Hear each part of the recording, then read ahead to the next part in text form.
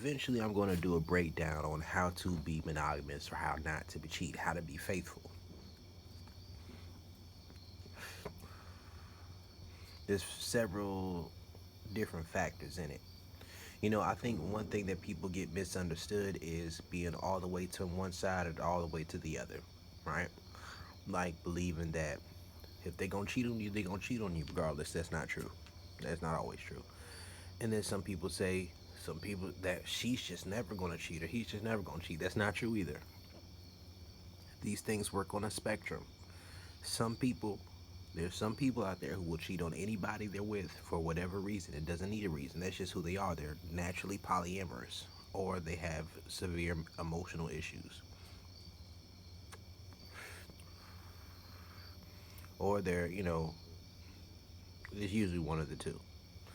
Then you have people who will never cheat no matter what, which is people who have very strong morals, right? Very strong morals, or people who are, have a really so low sex drive.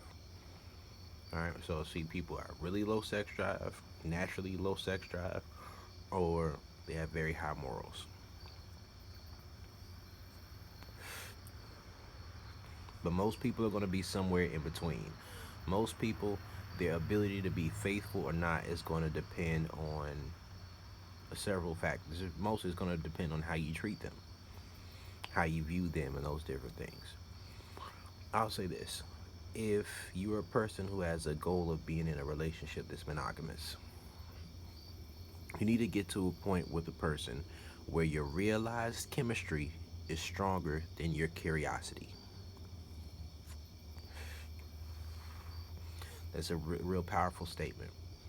Realized chemistry becoming stronger than your curiosity, which means that the goals that you have sexually that are set, there's forward progression, there's a trajectory to where things can continue to get better on different levels, or just what you experience with them is so pleasurable that you wouldn't want to risk possibly losing that by dealing with somebody else.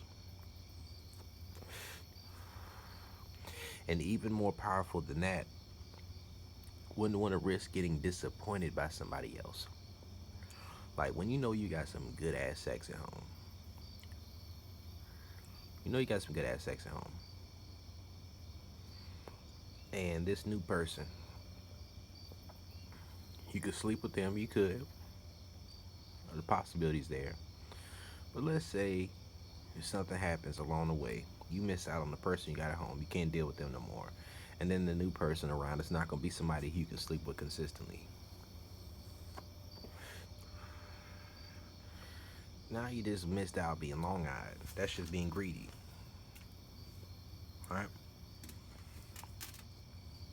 Realize chemistry has to become stronger than your curiosity for new sex, new sexual partners.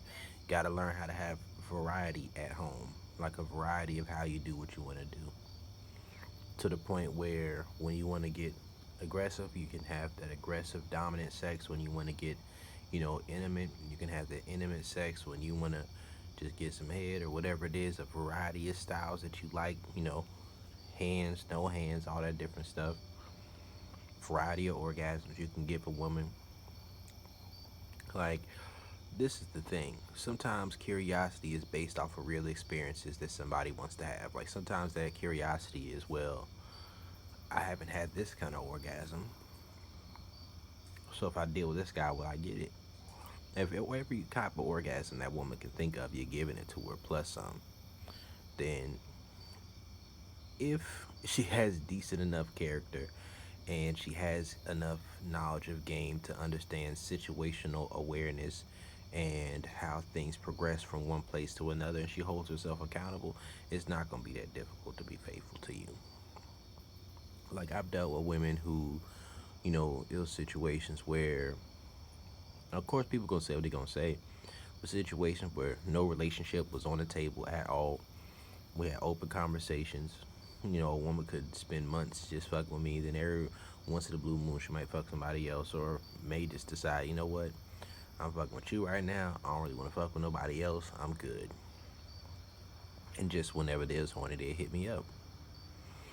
Like, you can be a polydom for mono subs, just like a woman can be a femdom for monogamous submissive men. It's just like it can happen. It's just about the energy dynamic, and it's just that most men, the way our egos are set up, even if a man is more on the feminine side, chances are he still has somewhat of a masculine ego. So you have to have a certain level of self confidence to be submissive, right? You have to be a certain level of secure within yourself, or you're gonna feel less than by a person saying or doing things that, by other people's standards, may put you down. But you also understand that when you take that role, that this pleasure you're gonna get out of it, other people won't get. Like me, let's say I'm a masculine dominant man, but the way I do things is like, if it's my woman, I don't want nobody fucking my woman. That may be something that's uncomfortable for you. You may be indifferent towards it, but let's say it's like this. If you take that submissive role like a woman takes with a man, when you're masculine feminine dynamic, you a dom, she a dom, you a sub, whatever it is, then if you fully embrace the position that you play, then you can take pleasure. This is called compersion. You can take pleasure in the pleasure that someone else receives. That's if you're going down the poly route. I don't suggest going down that route unless you either have the security to not care what somebody does when you're not around, and that's gonna be should be based off of your realized chemistry as well. Like, you have enough realized chemistry and compatibility to where your needs are met, and if they do something when you're not around, it don't bother you. That's how I suggest going into a new situation until y'all get closer to that point where y'all in a exclusive before y'all become in a relationship. But at the same time, it's like either you have that or you have compersion, to where you take pleasure in your partner receiving pleasure even if it's not from you. If you don't have that, then that whole open relationship type of shit is probably not best for you. Honestly. Now, I think that as a man, if you a dom, then you want your sub to be as submissive as possible.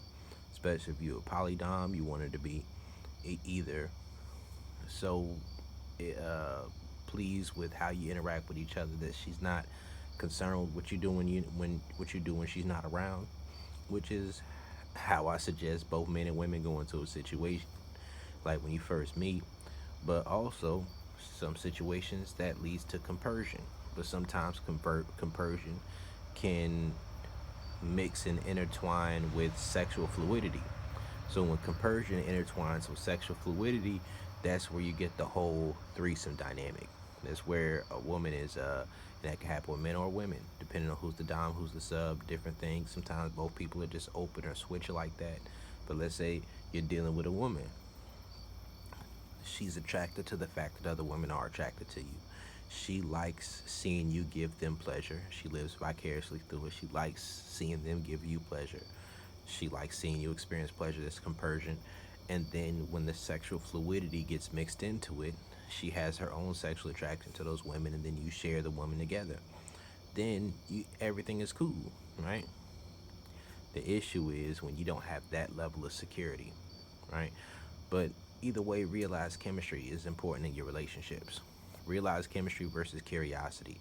Because if your realized chemistry ain't strong enough, then even if you take that stance of being open minded, you could lose your partner to them fucking with somebody else. That's real. You could. But where's their mindset? See, that's the thing about being a Dom. When you're a Dom, you're the primary receiver of ego strokes and validation, right? But you're the secondary receiver of pleasure. What does that mean? It means that you're not the party who's getting pushed beyond your limits. You're not the party who's getting overstimulated. So since you're not the party getting overstimulated, you're the one who's enacting and dominating and showing emotional discipline. When you take that role, even as a man or a woman, you shouldn't be able to be driven away and drawn away by